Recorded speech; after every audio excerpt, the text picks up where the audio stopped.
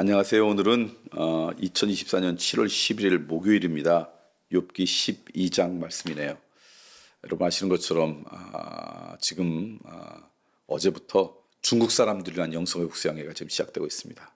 언어가 다르지만 우리와 함께했던 하나님의 은혜가 그들에게도 전해지길 원하니까 오늘 말씀도 묵상하면서 그곳에 섬기는 분들 참여한 중국 형제자매를 위해서도 여러분 기도해 주시면 좋겠습니다. 12장 욥의 대답입니다. 욥이 대답하여 이르되 너희만 참으로 백성이로구나. 너희가 죽으면 지혜도 죽겠구나. 나도 너희같이 생각이 있어 너희만 못하지 아니하니 그 같은 일을 누가 알지 못하겠느냐. 하나님이 불러 아뢰어 들으심을 입은 내가 이웃에게 웃음거리가 되었으니 의롭고 온전한 자가 조롱거리가 되었구나. 편안한 자의 마음은 재앙을 멸시하나 재앙이 실족하는 자를 기다리는구나. 강도의 장막은 형통하고 하나님을 진노하게 하는 자는 평안하니 하나님이 그의 손에 후히 주심이니라. 이제 모든 짐승에게 물어보라. 그것들이 내게 가르치리라. 공중의 새에게 물어보라. 그것들이 또한 내게 말하리라. 땅에게 말하라. 내게 가르치리라. 바다의 고기도 내게 설명하리라. 이것들 중에 어느 것이 여호와의 손이 이를 행하신 줄을 알지 못하랴. 모든 생물의 생명과 모든 사람의 육신의 목숨이 다 그의 손에 있느니라. 입이 음식의 맛을 구별함 같이 귀가 말을 분간하지 아니하느냐.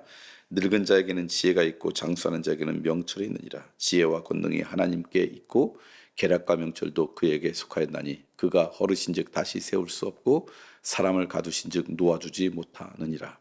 그가 물을 막으신즉 곧 마르고 물을 보내신즉 곧 땅을 뒤집나니 능력과 지혜가 그에게 있고 속은 자와 속이는 자가 다 그에게 속하였으므로 모사를 벌거벗고 끌어가시며 재판장을 어리석은 자가 되게 하시며 왕들이 맨 것을 풀어 그들의 허리를 동이시며 제사장들을 벌거벗고 끌어가시고 권력 있는 자를 넘어뜨리시며 충성된 사람들의 말을 물리치시며 늙은 자들의 판단을 빼앗으시며 귀인들에게 멸시를 쏟으시며 강한 자의 띠를 푸시며 어두운 가운데서 은밀한 것을 드러내시며 죽음의 그늘을 광명한 대로 나오게 하시며 민족들을 켜지게도 하시고 다시 멸하기도 하시며 민족들을 널리 퍼지게도 하시고 다시 끌려가게도 하시며 만민의 우리모들의 총명을 빼앗으시며 그들을 길없는 거친 들에서 방황하게 하시며 빛 없이 깜깜한 데를 더듬게 하시며 취한 사람같이 비틀거리게 하시느니라. 욥기 12장 말씀 소발의 첫 번째 말에 대한 욥의 대답이 이제 오늘 말씀입니다. 오늘 말씀 가운데 이야기하는 게 하나님이 어떤 분이신지, 하나님께서 얼마나 능력이 있으신지 그런 말씀을 이제 하시고 있습니다. 근데 그 고백 가운데 이런 고백이 있습니다.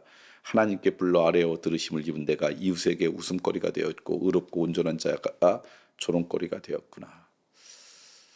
욥이 이 자기 자신을 한탄하면서 이야기하는지는 모르지만 이게 우리의 현실이다라는 거예요. 하나님의 자녀로 이 땅 가운데 살아가도 의로운 인생으로 살아가도 이웃들에게 웃음거리가 될 수 있고 그리고 조롱거리가 될 수 있는 게 현실이다. 욥이 그랬다 그러면 오늘 우리도 얼마든지 그럴 수 있다. 그러니까 우리가 살아가면서 하나님 앞에 온전한 인생, 하나님 앞에 기쁨이 되는 인생으로 살아가려고 할 때마다 이 세상이 동일하게 기뻐하고 동일하게 그것을 감사하는 것이 아니라 그것이 우리에게 웃음거리로 조롱으로 얼마든지 돌아올 수 있다는 것을 각오해라. 하나님의 나라가 온전히 회복되지 않았을 때는 얼마든지 그럴 수 있다라고 하는 것. 그러니까 이걸 반대로 이야기하면 사람들의 웃음거리가 안 되고 조롱거리가 안 되는 삶을 살아갈 때 그것이 반드시 하나님께서 기뻐하신 길이 아닐 수도 있다. 왜냐하면 세상이 하나님의 공의에 이루어지는 것이 아니니까. 그래서 우리의 관심이 사람으로부터의 웃음거리와 조롱, 사람으로부터의 인정과 그리고 사람들로부터의 박수가 돼서는 안 되고 내가 살아가는 이 길이 하나님 보시기에 옳은가, 이게 늘 우리의 기준이 돼야지 사람들의 반응이 우리의 삶의 기준이 되어서는 안 된다라고 하는 것을 오늘 말씀을 통해 깨닫습니다. 물론 오해하지 마세요. 그러니까 사람들에게 조롱받고 웃음거리도 되니까 내 마음대로 살아야 된다, 이 얘기 아니에요.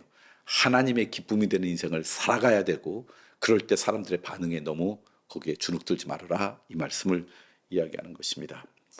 두 번째로 오늘 말씀 보니까 모든 생물의 생명과 모든 사람의 목숨이 다 주 하나님의 손에 있다.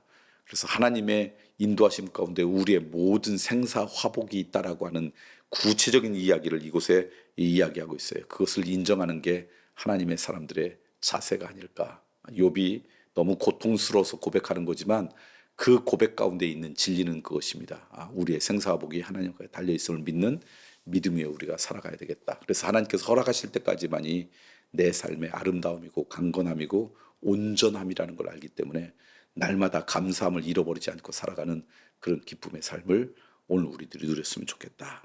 마지막으로는 하나님은 어떤 것인가 어떤 분이 보니까 은밀한 것을 드러내시며 그 다음에 어둠도 광명한 대로 나오게 하신 분이다. 하나님은 우리가 아무리 숨기려고 해도 그것을 그 어둠 가운데서 은밀한 것을 드러내시는 분이라는 거 기억하셔서 사람들 눈은 속일 수 있지만 하나님의 눈은 속이지 못한다라는 이 믿음이 있어서 우리가 죄로부터 좀 자유로운 인생 됐으면 좋겠다.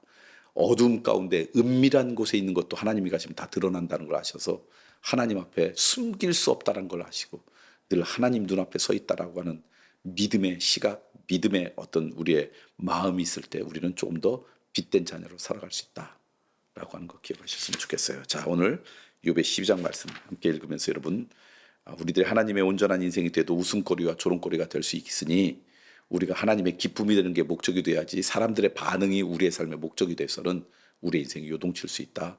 그렇게 기억하시며 살아라. 두 번째로 하나님은 우리의 모든 생사복을 주관하신다는 걸 기억하시고 그분 앞에 서 있는 그것이 무엇이든 하나님의 은혜 가운데 있음을 인정하는 인생 되었으면 좋겠다.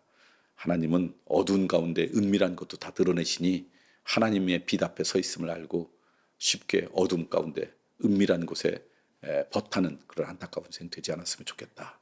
그게 오늘 6기의 말씀입니다. 그 은혜가 우리 모두 가운데 있길 소망합니다.